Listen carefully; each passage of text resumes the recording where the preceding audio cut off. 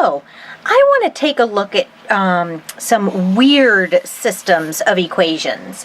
Some stuff where we just get funky answers and see if we can figure out what that means. So let's look at a couple of equations. We're going to look at y equals 3x plus 2 and y equals 3x minus 4. And I'm just going to tell you that this is a weird one, and I'm going to tell you that I want you to solve it by graphing. So let's take a look at what that might look like. 3x plus 2, y equals 3x plus 2. That's our first equation. And so we will make an xy chart. If I make x 0, then y is going to be 2. And if I make x 1, then y will be 5. Okay, so that's what we're going to go with as our first equation. I'm going to draw myself a graph.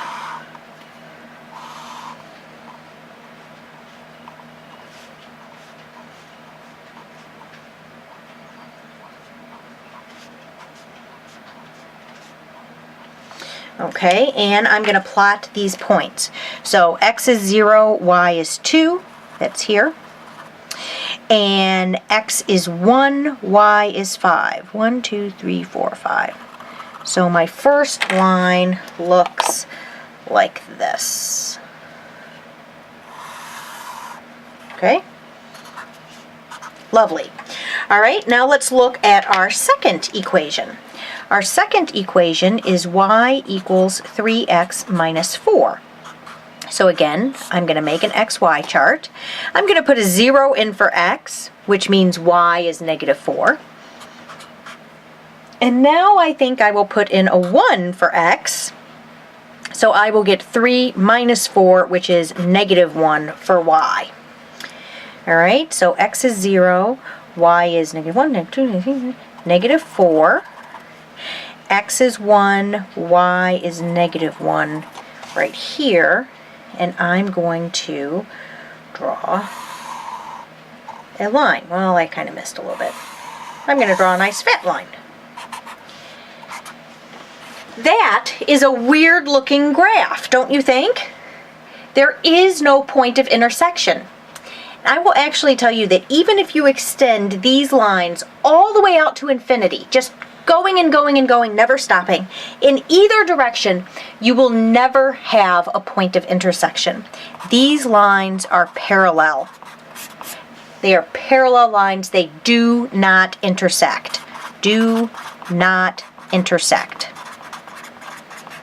So this is one way that you could have a system of equations that is weird if you have parallel lines that do not intersect. I want to go back to this original equation here. Y equals 3x plus 2 and y equals 3x minus 4. And I just want to pretend like we're going to solve this using the elimination method. So I'm going to multiply this top equation all by negative 1. That way I get a negative y and a positive y to cancel out. So my new top equation is negative y equals negative 3x plus negative 2. And my bottom equation remains y equals 3x plus negative 4.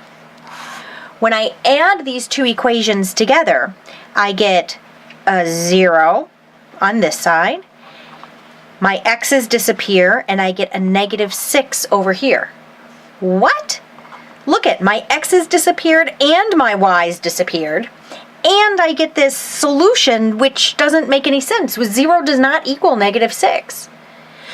If something like this happens in your world, that means that you have a weird system of equations. There's only a couple of weird ones, and this is one of them. When you graph it out, like we did at first, you can see why it's coming up weird. It's coming up weird because there's no intersection. There's no time that the purple line is going to cross the red line. So that is a weird system of equations. Now, I'm going to show you something cool. Do you see up here how we have these in slope-intercept form, right? I did that on purpose because I wanted to be able to show you something.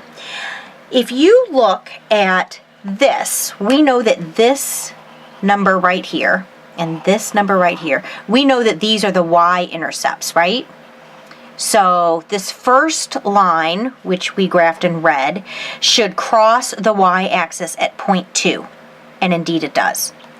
And the second line, the purple line, should cross the y-axis at -4, and indeed it does. This is the part that I want to show you. Right here, this coefficient, that number, +3 and +3, if you have a line, two lines, that have the exact same coefficient in front of x, then you know that you have parallel lines.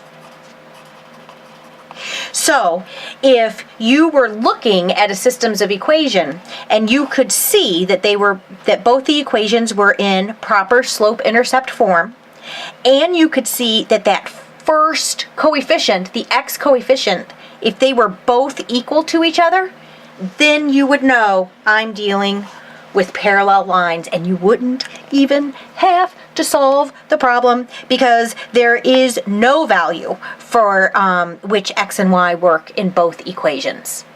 So let's just do one more example so that I can be sure that you fully understand. So here, what if we had this equation? We have y equals -2x plus 1, and we have 3y equals -6x minus 9. Now you notice how sneaky I was, because these are not both in proper slope-intercept form, are they? No, they certainly are not. However, we can still do some calculations and see what happens. So you have a couple of options here because math is fun, and so you get a couple of options. What I'm going to do, though, is I am going to multiply this top equation by 3. That way by -3. That way I'm going to get a negative 6x and a positive 6x, so those will cancel out. So if I do that, I get -3y equals 6x plus -3. That's my new top equation. I got that by distributing that -3 everywhere. And then this equation remains the same. 3y equals -6x plus -9. And you can see the trouble already, can't you? Can you see it coming? 0 on this side of the equation and -12 on this side of the equation. You know it's weird. Now, you might not know exactly why it's weird yet, so you would either have to graph your two lines to see exactly what's going on, or you could manipulate these two equations over here. So now, this is going to be very different and new for you. So let me rewrite these equations. Remember I said that as long as what you do to one side of the equation, you also do to the other side of the equation, then you're in good shape, right? So what I'm going to do is I'm going to divide both sides of my equations by 3. So I call that sucking out a 3. I'm going to suck out a 3. And so when I suck out a 3 from everything, this becomes 3 divided by 3, which is just y. This becomes -6x divided by 3, which is -2x. And this becomes -9 divided by 3, which is a -3. You will notice that in this new equation, which is equal to this equation, because all we did was suck a 3 out from each variable, from each term, we now have this in proper slope-intercept form, and you will notice that our coefficients are both -2. So when we write our slope-intercept form as y equals mx plus b, this m is the one that we're looking at, -2 and -2. And if those match, that means parallel lines. Always. Okay, don't worry, I'm not going to make you do this right now. I'm just going to show you it. This you need to know. Parallel lines if your M numbers match.